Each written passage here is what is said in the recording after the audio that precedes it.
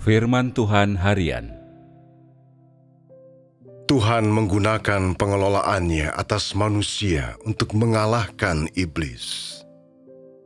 Dengan merusak manusia, iblis mengakhiri nasib orang dan mengganggu pekerjaan Tuhan. Di sisi lain, pekerjaan Tuhan adalah keselamatan umat manusia. Langkah pekerjaan Tuhan manakah yang tidak dimaksudkan untuk menyelamatkan manusia? Langkah manakah yang tidak dimaksudkan untuk menyucikan manusia, untuk membuat mereka melakukan kebenaran dan hidup dalam cara sedemikian rupa, sehingga menciptakan suatu gambaran yang dapat dicintai? Namun, iblis tidak melakukan ini. Iblis merusak umat manusia. Ia terus-menerus melakukan pekerjaannya merusak umat manusia di seluruh alam semesta. Tentu saja, Tuhan juga melakukan pekerjaannya sendiri. Dia tidak memberi perhatian kepada si iblis.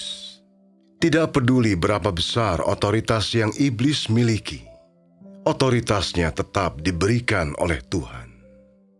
Hanya saja, Tuhan sebenarnya tidak memberikan seluruh otoritasnya, sehingga tidak peduli apapun yang iblis lakukan. Ia tidak dapat melampaui Tuhan dan selalu berada di dalam genggamannya. Tuhan tidak mengungkapkan satupun perbuatannya selagi di surga. Dia hanya memberi iblis sedikit otoritas untuk memungkinkannya mengendalikan para malaikat. Oleh karena itu, apapun yang iblis lakukan, ia tidak dapat melampaui otoritas Tuhan. Karena otoritas yang pada awalnya diberikan oleh Tuhan itu terbatas. Saat Tuhan bekerja, iblis mengganggu. Pada akhir zaman, iblis akan menyelesaikan gangguannya. Demikian juga, pekerjaan Tuhan akan selesai. Dan jenis orang yang hendak Tuhan lengkapi akan dilengkapi. Tuhan mengarahkan manusia secara positif. Kehidupannya adalah air hidup, tak terukur dan tanpa batas. Iblis telah merusak manusia sampai taraf tertentu. Pada akhirnya, air hidup dari kehidupan itu akan melengkapi manusia, dan tidak akan mungkin bagi iblis untuk ikut campur dan melaksanakan pekerjaannya. Dengan demikian, Tuhan akan sepenuhnya mendapatkan orang-orang ini. Iblis masih enggan menerima hal ini sekarang. Ia terus-menerus mempersulit dirinya sendiri melawan Tuhan, tetapi Tuhan tidak mengindahkannya. Dia telah berfirman, "Aku akan menang atas semua kekuatan gelap iblis dan atas semua pengaruh gelap." Inilah pekerjaan yang sekarang harus dilakukan dalam daging, dan inilah juga makna dari inkarnasi.